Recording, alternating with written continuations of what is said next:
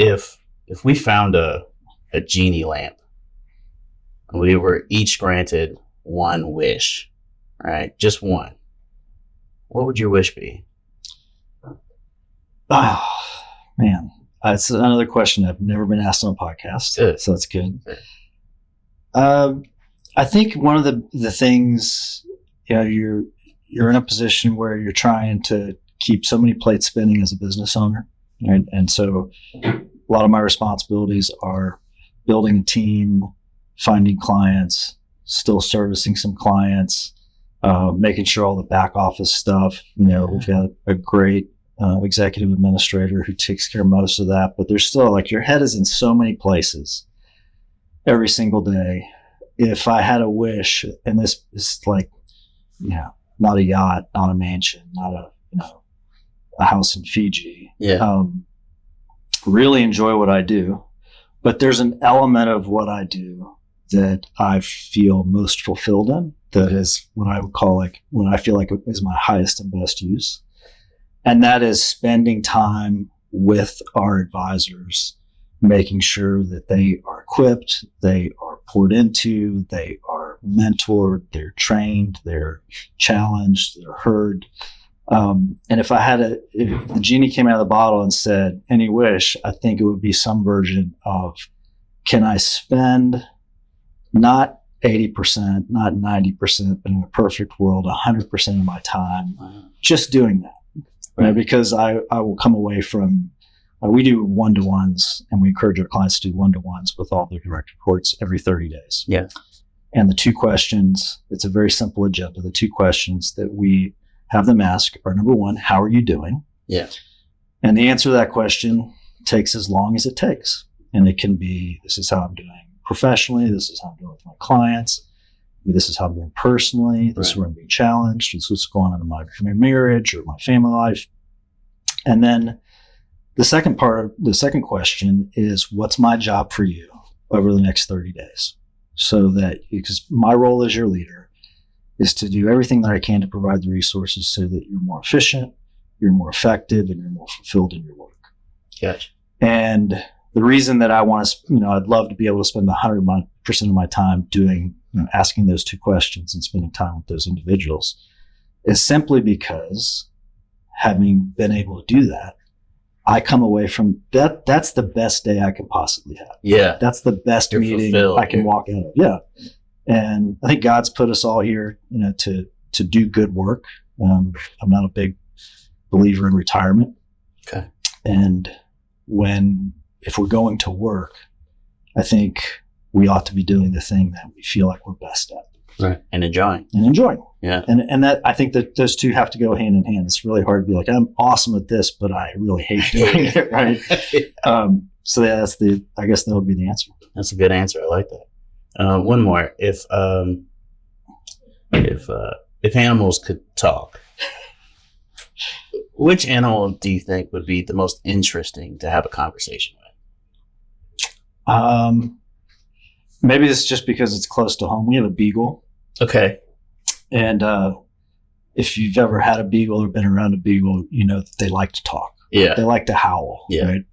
And they howl 100 different ways. There's, when you first get them, you're like, all this dog does is howl. It's driving me crazy. You have them like 5, 6, 7 years, and you figure out there's a little bit of nuance to the howl. Oh, but they also just have, like, beagles, I think, have this kind of introspection. They just spend a lot of time sleeping. But the other thing, if you ever run across somebody with a beagle and they're like, walk the dog around the block to get exercise and stuff, make sure they stays healthy. And a lot of dogs, like, you'll be walking and they're right there with you. Right. The beagles will wander off and wrap themselves around a tree or a fire hydrant or get wrapped up in the bushes because they're just following their nose. They are insanely curious. And they tell you, like, when we adopted this beagle, they said, make sure you keep them on a leash, because if you let them off, they will just follow their nose for miles and miles and miles. Yeah. And one of the things that I, kind of personal quality that I think I value a lot is curiosity. Yeah. I read a biography about it. It was about Richard Feynman, the physicist. Yeah. And that was the hallmark of his character, was that he was just intensely curious.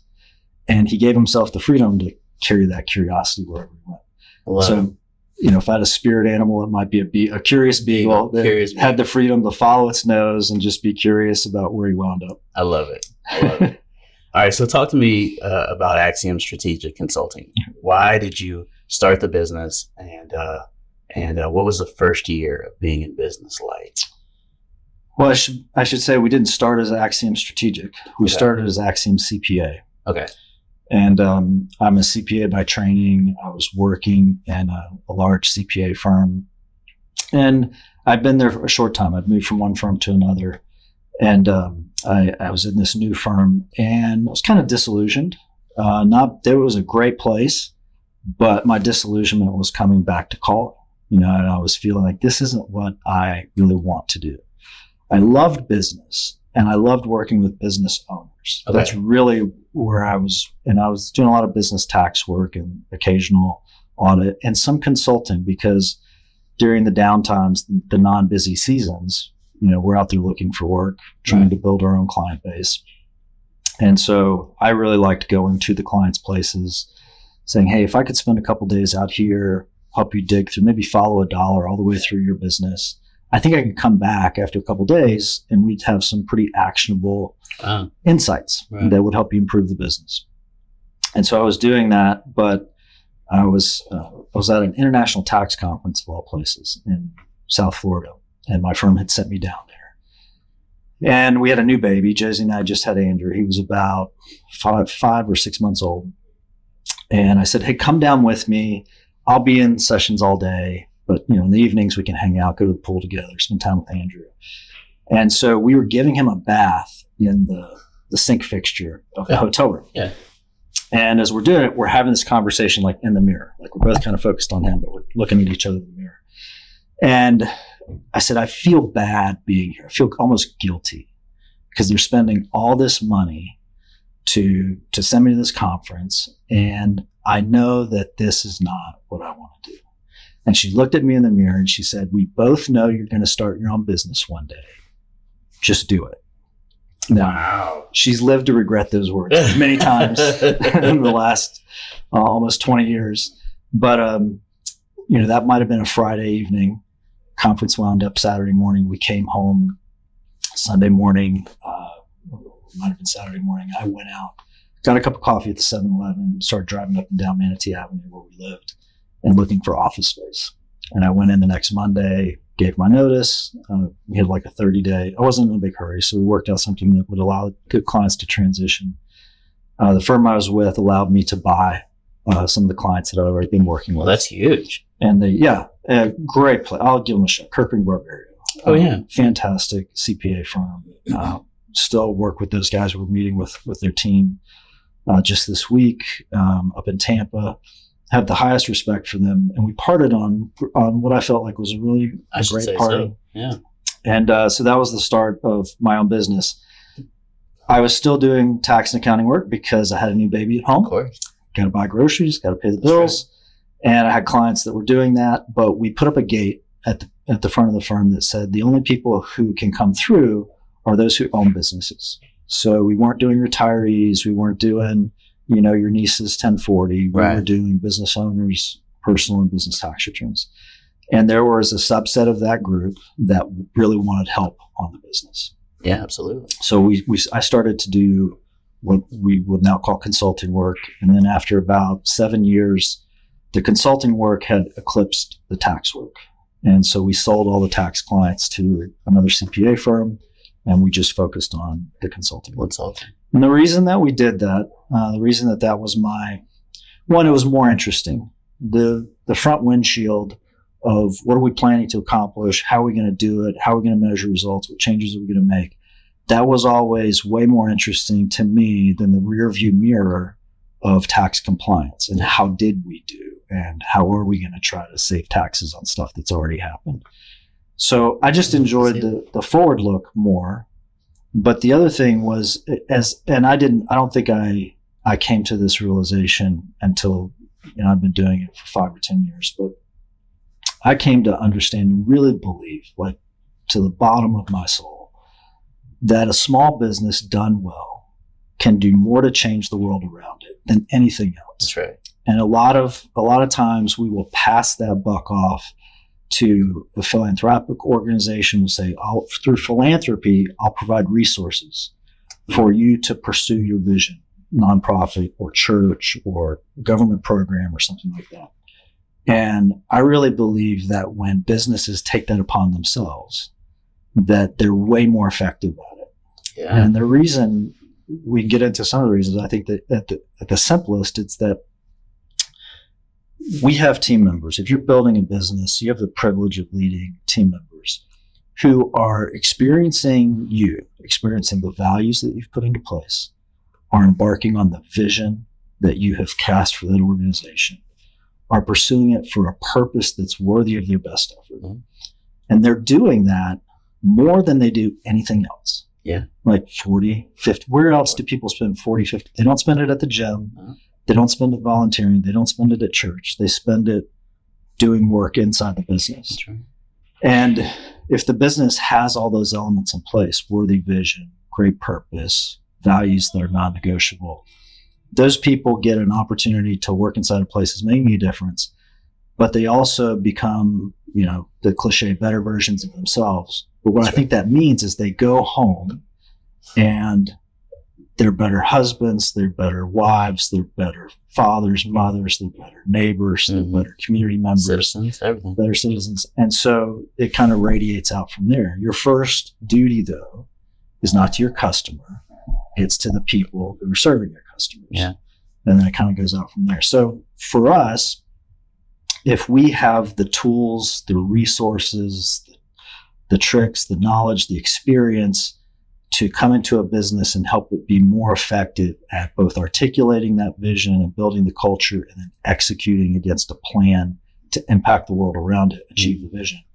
If we've got those tools, like, why do we want to keep those to ourselves? Why do we not want to be out there shouting from the mountaintops, like, you can do more with your business? Yeah. It's meant to be more than just something that provides a living and a lifestyle for your family. It's more than just providing means for your retirement. Yes, it's going to do all of those things. Right? Absolutely. But there's a higher calling, and you know it, and the core of your being, you were meant for more than this. Yeah. So let's give you permission to go out and pursue it. I love the way you say that. Give yourself permission to go out and pursue that.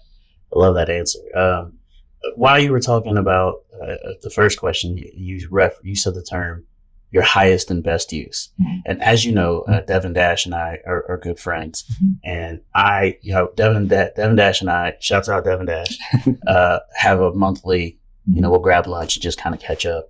And I have heard Devin say highest and best use probably a dozen times. Mm-hmm. And so this has to be something that is ingrained in the culture at Axiom. Mm-hmm. Is that accurate? Absolutely. How does a business owner determine what their highest and best use is? Well, there's some practical components of it. If you get to early days, you have to wear a lot of hats. Yeah. And so unfortunately, in the smaller businesses, it's going to be a fraction of your time on highest and best use. But as an organization grows and you're able to bring on people who can do things probably better, hopefully better than you can do, right, it allows you to prune down all the things that you're involved in until you can get most of your energy. Ideally, like, probably the best you can hope for, about 80% of your time. Let's say 4 days a week, 4 days out of a 5-day week, you're in that thing that only you can do. Yeah. As well as anybody in the building can do it. So, from a leadership standpoint, if you're, if you run an air conditioning contracting company, there's lots of guys who probably could be troubleshooting issues in the field. Right. There's people who can be figuring out best layout for the warehouse. The CEO is probably the only person who can work with that warehouse manager to make them more effective. Right. What is it that you need? What is it that you see? What training are you missing? What ideas do you have?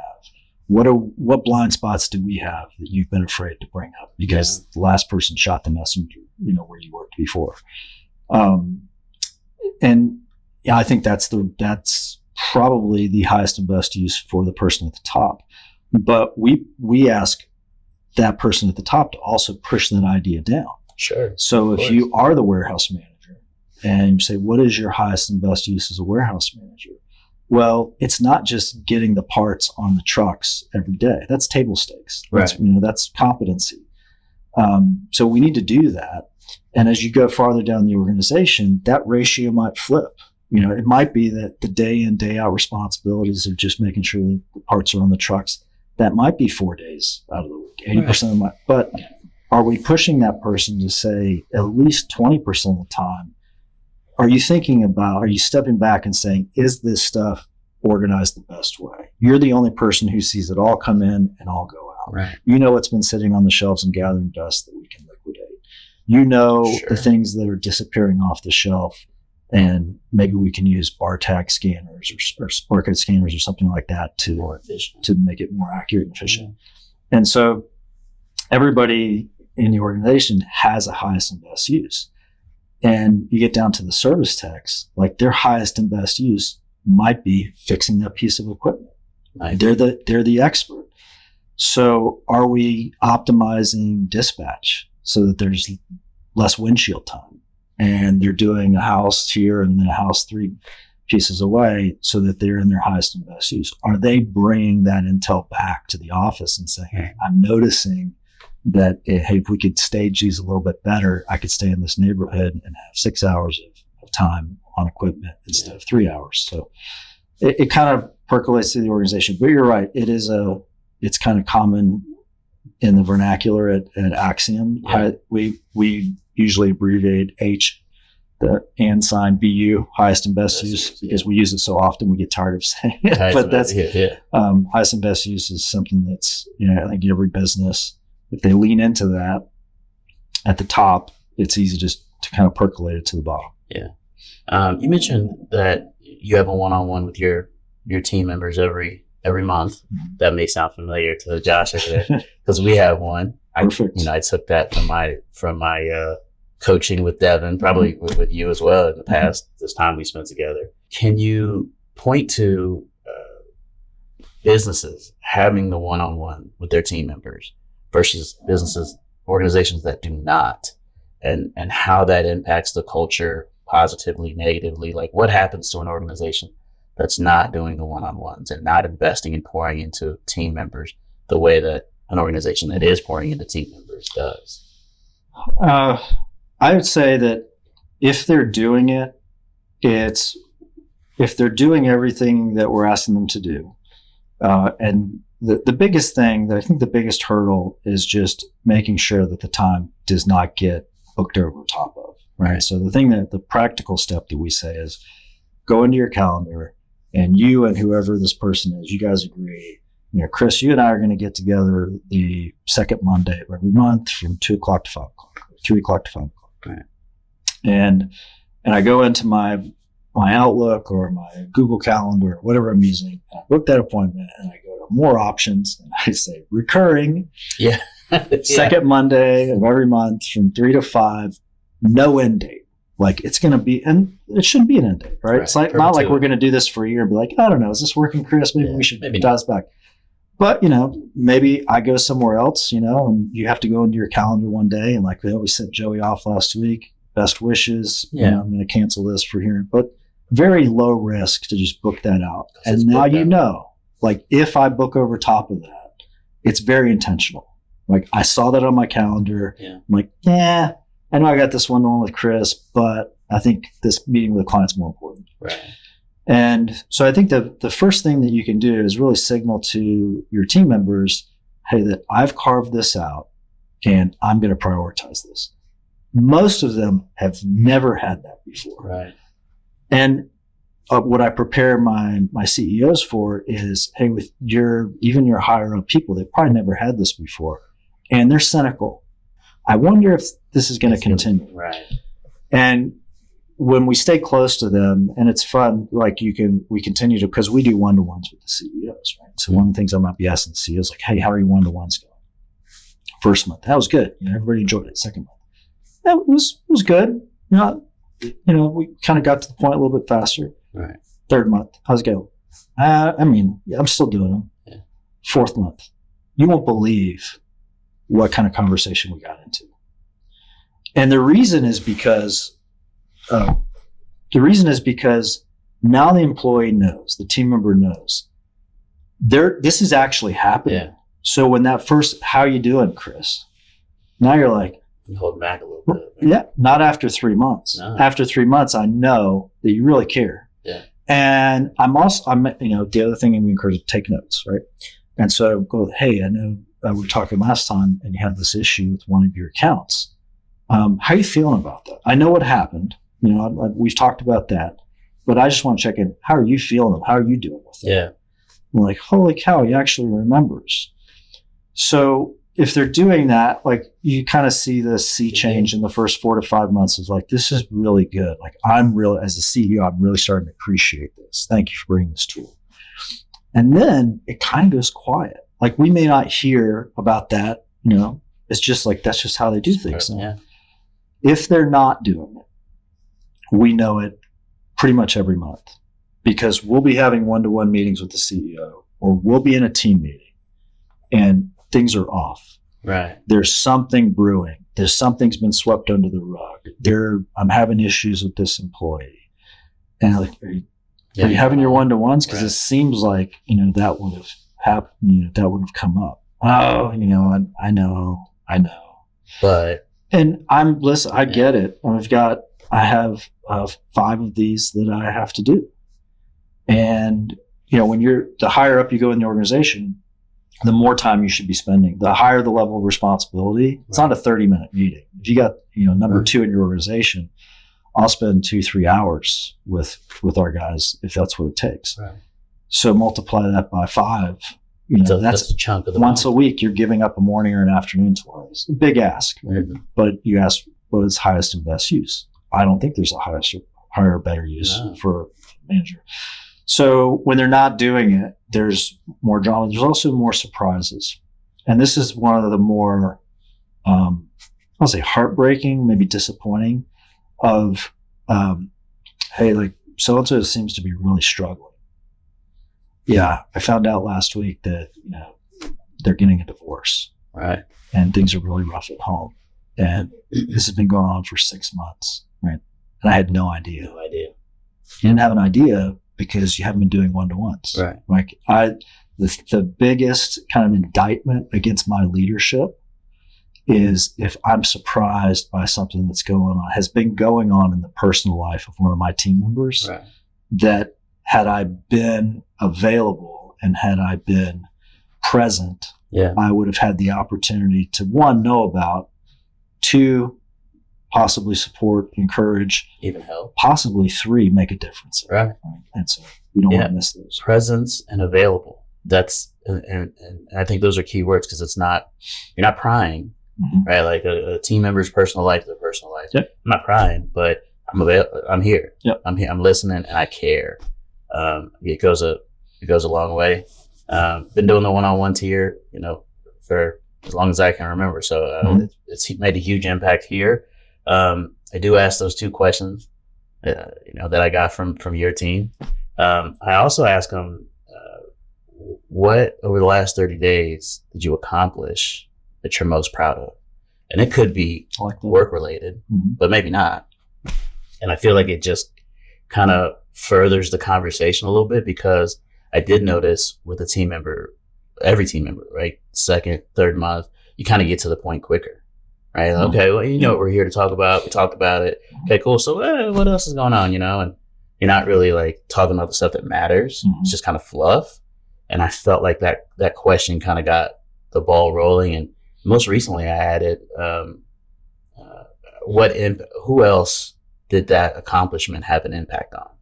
So again, it could be something personal, but it could also be, I completed this project over here. The client really loved it, or, it really helped a team member because they were waiting on it. Like, so that I think that those things have kind of helped to further those conversations. I'm going to steal both of those. Those cool. are fantastic. Cool. They were eating because I still. And it's interesting too. I think one of the great things about this discipline, and I really do think it is a discipline, is that it's their meeting. Yeah. It's their agenda. It's for them. Yeah. And so if you sat in on the 5 one-to-ones that I have, you would find that they all have a distinctly different flavor, if you will, because the people are different. Of course. You know, so I got somebody on my team, and like what they want is like, I'm doing great. We talk about family. We talk about what's going on, and we talk about things they're excited about or frustrated with in the business. And then it's kind of like, well, the answer to the question, what's my job for you over the next 30 days? Carrie, Carrie's like, I got my list. You ready? Right. And she's and Carrie's just very, nail things down, no loose ends, certainty. That's why she's our amazing. Yeah. She makes the trains run on time. Right. And then I have a one-to-one with somebody like Devin, totally different. Yeah. Devin's asking totally different questions. He's much more comfortable with ambiguity. He's much more comfortable with kind of exploring ideas. Yeah. He might just want to talk through something that he's been pondering in his own head. Maybe this would help this client. Maybe this would help that client. And then Cameron's got client case studies that he wants to go through. And what would you do in this situation? What would you do in that situation? So, like that's the encouragement that I give to CEOs. It's like, you're thinking of this as a huge time commitment, but I would encourage you, there's going to be so much variety here. It's never going to get old. It's never going to get boring. And one is not going to look like the next. So just enjoy it. Yeah. I love it. We're beginning the fourth quarter. And so I know you work with lots of different businesses, lots of different industries. For example, our organization, we're really busy October, November. December, not so much. And so we actually shut it down the last 2 weeks of the year. Yep. Like, there's just clients that don't want to talk to us, which is fine. We take the time off, spend it with family. Been doing that for years. But other industries are really busy in December. With the experiences that you've had, what should businesses, no matter their industry, be focusing on here as we begin the fourth quarter? Well, calendar year works well for a lot of businesses. Yeah. Not all of them, but I would say for the majority, calendar year lines up. So it's a great time to start thinking about next year. But you're wanting to finish this year well. Right.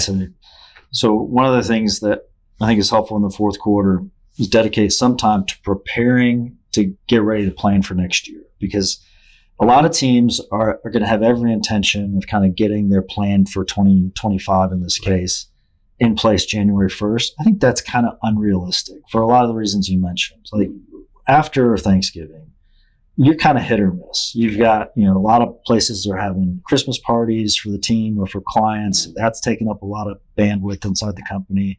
Then you get into some people are trying to get their PTO out the door, use it or lose it kind of stuff. So then you get into Christmas and, the week of, the week after, the week between Christmas and New Year's. So it can be difficult. So we say, take the pressure off. You got the plan in place February 1st. You're going to be good. Right. But there's some stuff that you can be doing in that early fourth quarter period to lay the groundwork so that, you've already got all the numbers from the first three quarters plugged into whatever tracking system that you're using, that kind of stuff, so that you're setting the stage for some early January planning.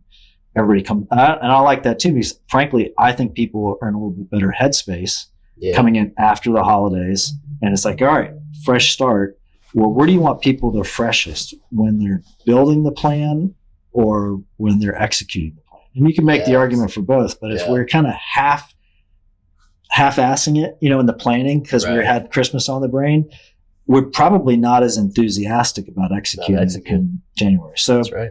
I like to take the pressure off, but I also would ask a business to say, don't just take it for granted that the calendar year is the best rhythm for you to get into. Right. Because some businesses, that is, we don't do a ton of retail work. But if you have a retail business, you don't want to be planning in December or January. You're pushing to January 31. You got to get all the returns or whatever process through, so you know he actually did. And those groups might be doing a lot of their planning in February, starting to execute in March or maybe even April. So use what works for your business. And, we've had in the last 3 or 4 years more than enough opportunities between hurricanes and COVID that even that schedule is going to get interrupted.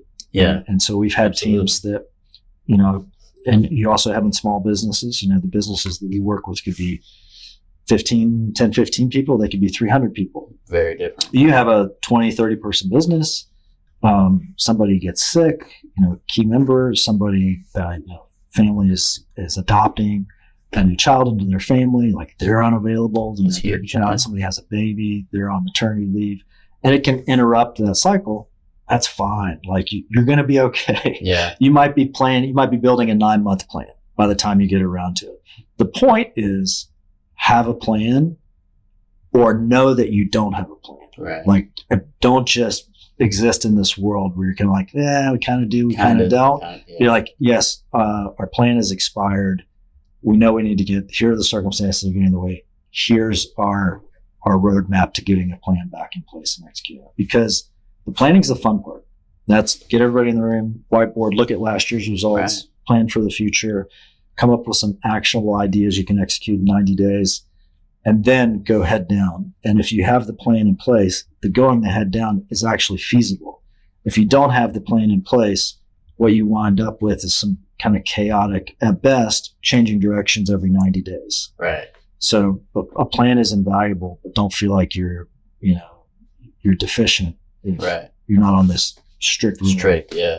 Yeah. And I've even had to recently look at mine. I because we're closed the last 2 weeks of the year, traditionally, that's been my time to reflect and be thankful and grateful, but also to plan. Mm-hmm. And so in years past, I would, take 3-4 days where I'm just, thanking God for the blessings of another wonderful year. And then, 3 or 4 days where I'm just head down, making this plan, reviewing and making a plan for the next year. And then February 1st was like a holiday to me because I would look back at the entirety of January. I'd start first or second day of January, this plan for these goals that I outlined in the end of December. And 2-1, I called it. February 1st is my opportunity to look back at that entire first month. But I don't necessarily take those last 2 weeks the same way. Now, I got married a few years ago. My anniversary is December 19th. Shouts out to my wife. And so, hey, we're doing family stuff and anniversary stuff. I'm not necessarily like sitting down on my butt and reflecting and sitting down and planning and stuff like that. And so now I take a sabbatical in the summer, right? So I've kind of had to review and think about my own plan. When do I want to start executing it? And when do I want to sit down and make it? Because the July sabbatical was really good for me. Yeah. Really good. And I'll tell you also, I picked that up from C12. I know you're a C12 member. I forget who invited me. Might have been Seth.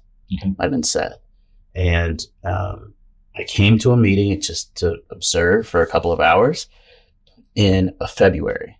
And so I had just taken my 2 weeks December vacation. That's my sabbatical, my time off and all that. And they had me fill out this chart, this wheel, and one of the questions he asked was, do you take time off? And I was like, yes, I do. Absolutely. Just came back from sabbatical. Check. He was like, all right, well, how tired are you?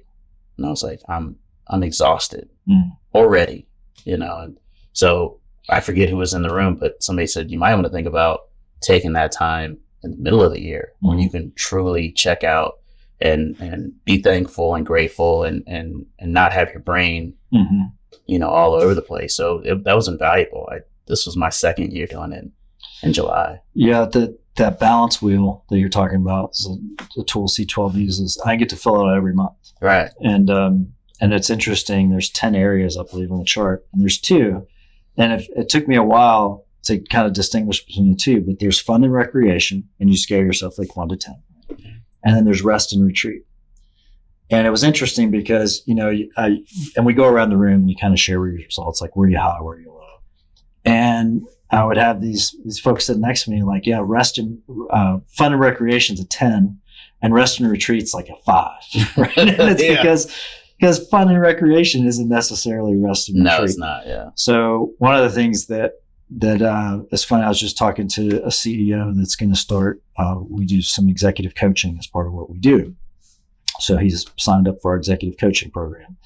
And this involves he and I having touch points, like 1 big touch point once a month, and then 3 very small touch points, during the week. So we're at 4 weeks a month, we're getting together, usually on a phone call or a Zoom call for the bigger one. And it's just easier to say like, okay, let's just do, in this case, we're doing Tuesdays at 4:15. Yeah. Right? And so one of those Tuesdays is going to be like 4:15 to probably 5:15, but the others are going to be 4:15 to 4:45. Okay. And I'm going to set these up in the calendar for, I think the fourth Tuesday is our big one, and the first, second, and third Tuesdays are the small ones. And you go, well, what about the fifth Tuesday? And this is a really good practical tool that you can use, because we firmly believe at Axiom in the rhythm of weeks. Life happens in weeks, right? Yeah. So there's one Monday, there's one Tuesday. Go to church once a week. Hopefully go grocery shopping once a week. These kids' activities are based on a weekly basis. So just our life happens in weeks. So we try to structure the things we do with our business owners and our business teams in weeks.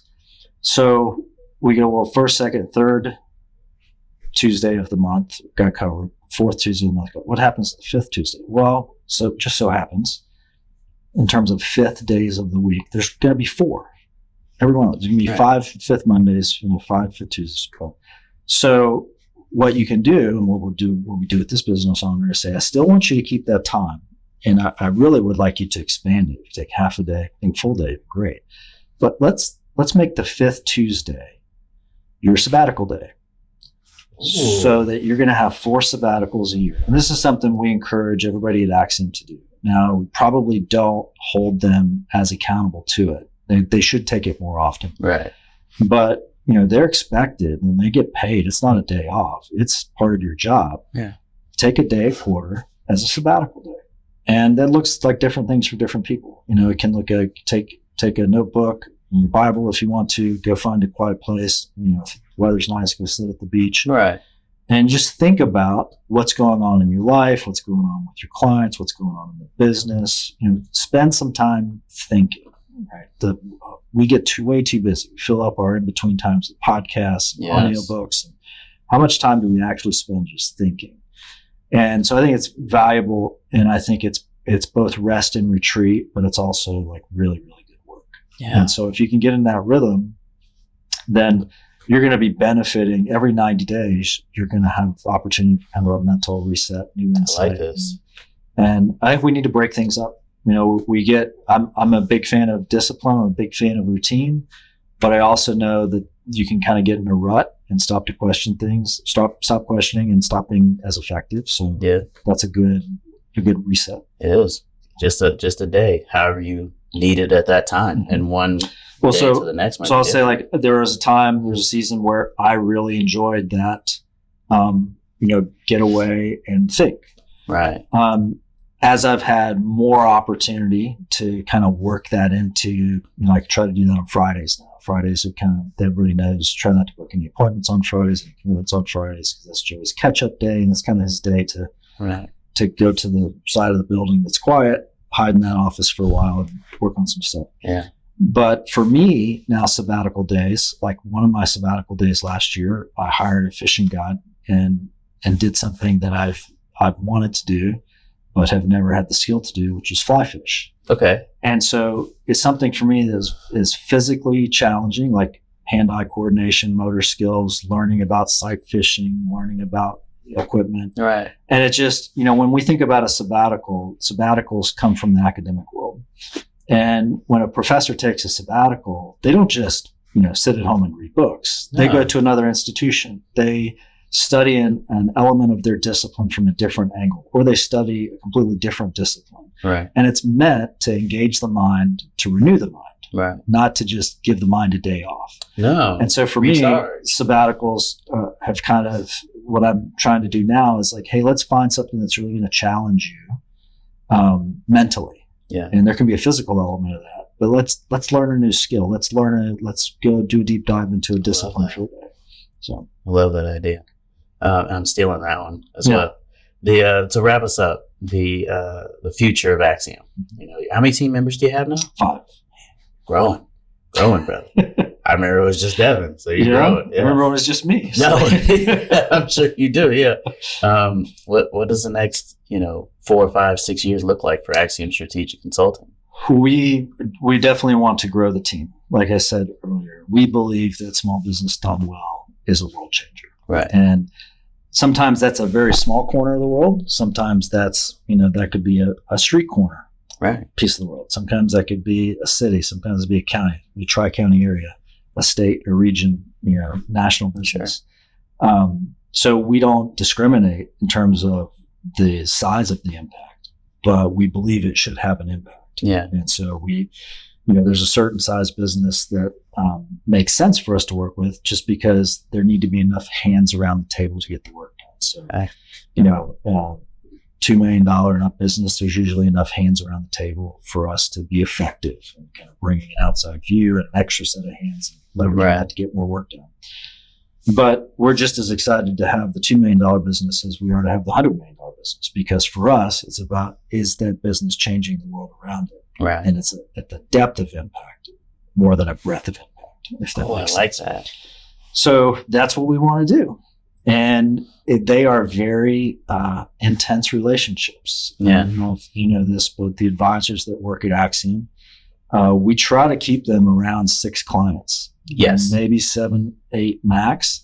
And that doesn't sound like a lot, but it's a lot. The relationship is, they're talking to CEOs and team members sometimes on a daily basis. Right.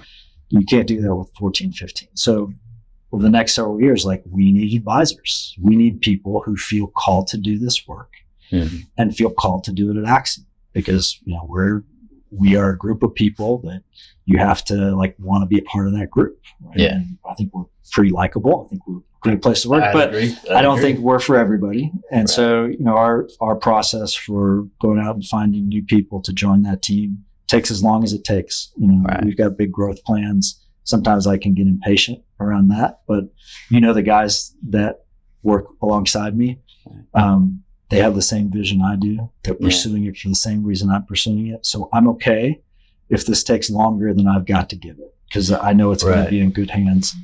But yeah, we definitely want to grow. We've got Tommy and Cameron in the Tampa market, Devin and myself down here, Carrie's in Mississippi. So we're looking to add team members pretty much wherever we find them. Yeah.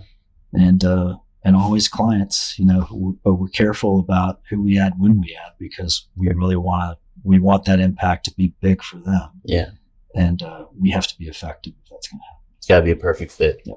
Love it. Everybody that you've hired has just been high character individuals, whether they're on the team now or they were on the team previously, they have always been high character individuals. And every time I note that in my head, I think back to when you told me about your interview process and how you take the time to really make sure the person you're going to invest in is the right person. So it's really cool, man.